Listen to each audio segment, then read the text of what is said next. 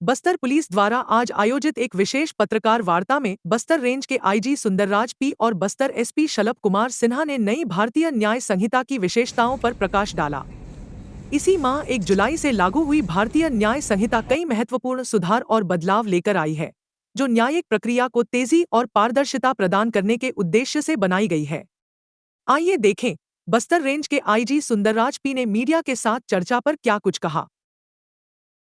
जैसा IPC, CrPC एवं Indian evidence act की बदले में 3 नवीन कानून हैं, जैसा भारतीय न्याय संहिता है, भारतीय नागरिक सुरक्षा संहिता है एवं भारतीय साक्ष्य संहिता है। ये 3 नया नवीन कानून लागू की गई है। सभी थाना में संदर्भ में दिनांक 1 जुलाई का कार्यक्रम आयोजित करके क्षेत्र की जनता को जागरूक करने के हिसाब से अनेक प्रकार का कार्यक्रम आयोजित की गई और लगातार सभी स्टेक होल्डर्स के इस संदर्भ में अवगत कराने के लिए भी एक सीरीज ऑफ इवेंट लगातार आयोजित की जा रही है। उसी सिलसिला में आज पूरा प्रदेश भर में जो पत्रकार साथीगण से रूबरू होकर ये तीनों नवीन कानून की प्रावधान के संदर्भ में उनके माध्यम से क्षेत्र की जनता को अवगत कराने के लिए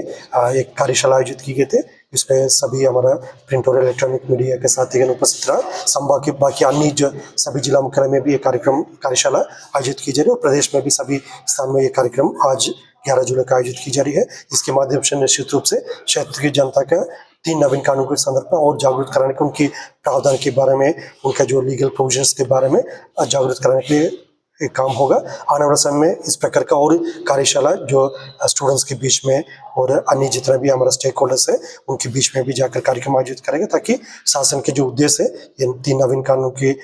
एक दंड की ओर से इसको ले जाकर न्याय की ओर इसको ले जाने का जो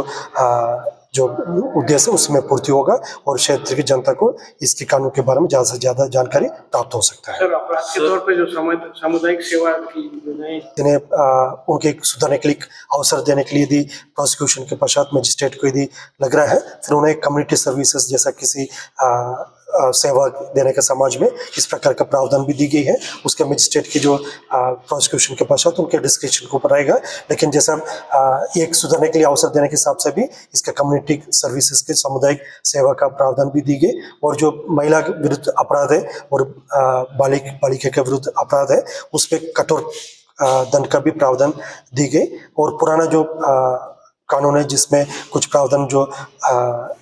जैसा जिसका वर्तमान परिस्थिति में एकदम आवश्यकता नहीं है या आउटडेटेड होगी उसको भी रिपील की गई। इस प्रकार का ये तीनों नवीन कानून के बारे में काफी जो नवीन प्रावधान का जागरूक करने के लिए लगातार कार्यशाला आयोजित की जा रही है। सर, EFIR का भी प्रोविजन है सर, इम्प्लीमेंटेशन का एक्सपीरियंस कैसा है? जी, अभी 2 नवीन प्रावधान इसमें है। एक 0 FIR का है, दूसरा EFIR है। जैसा पूर्व में भी जैसा किसी थाना में जाकर अन्य किसी जगह में घटना हो गई उसके 0 में FIR करने का प्रावधान है, लेकिन उसका एक राइट के रूप में नहीं देखा जा सकता है। लेकिन अभी इस नवीन कानून में उसके पीड़ित पक्ष का एक अधिकार के रूप में इसको देखा जा रहा है, ताकि वो किसी भी जगह में कोई घटना उनके साथ हुआ वो संबंधित शहर में आकर या कस्बे में आकर वो FIR करना चाह रहे थे, उसके 0 में FIR करके जो थाना प्रभारी को आगे उसको फॉरवर्ड करने का प्रावधान दी गई इसमें। और इलेक्ट्रॉनिक के माध्यम से भी जैसा किसी पीड़ित पक्ष को तत्काल थाना में आने की स्थिति में नहीं है, जो ईमेल के माध्यम से अन्य जो सोशल मीडिया का जो एप्लीकेशंस के माध्यम से यदि वो अपना FIR दर्ज करना चाहते हैं, ये FIR का भी प्रावधान दी गई। उसमें भी क्योंकि कानून अभी सिर्फ 11 दिन हुआ लागू होकर, इसमें काफ़ी एक पॉजिटिव रिस्पांस भी आ रहा है, लेकिन उस हिसाब से हमको अपने आप को इक्विप भी करना है, सभी थाना में इसका अपने आप को अडॉप्ट करना है और क्षेत्र की जनता को भी, पीड़ित पक्ष को भी इस प्रावधान के बारे में जागरूक करना है। इसलिए नियमित रूप से ये प्रक्रिया जारी रहेगा, ताकि आने वाले समय में मतलब इन सभी प्रावधान को अपन अच्छी तरीके से इसको एग्जीक्यूट करा सकता है। बस्तर के बड़े हिस्से में लोकल डायलेक्ट्स बोले जाते हैं सर, तो वहाँ के बारे में जागरूक करने के लिए क्षेत्र के जो युवा युवतियों को भी जागरूक करने के लिए कार्यक्रम आयोजित की जाएगा। और जैसा अभी CCTNs में जैसा किन किन लैंग्वेजेस के लिए प्रावधान दी गई है, उस हिसाब से अभी हम FIR को और अन्य जो जितना भी जो डॉक्यूमेंट्स को अपलोड कर सकता है। लेकिन आने वाले समय जैसा फीडबैक के हिसाब से जो स्थानीय बोली का भी यदि कोई प्रावधान का आवश्यकता होगा, फिर उसमें भी उचित स्थान पर उसका प्रावधान मतलब उसके बारे में जानकारी बताया जाएगा, ताकि इसका भी प्रावधान अभी एक्सपांड कर सकता है। ये जो आने वाला समय जितना भी फीडबैक मिलेगा उस हिसाब से आवश्यकता अनुसार जो प्रावधान और अमेंडमेंट भी इसमें करने के लिए विचार शासन स्तर पर की जा सकता है। लेकिन ये जैसे मैं पहले भी बताते थे, अभी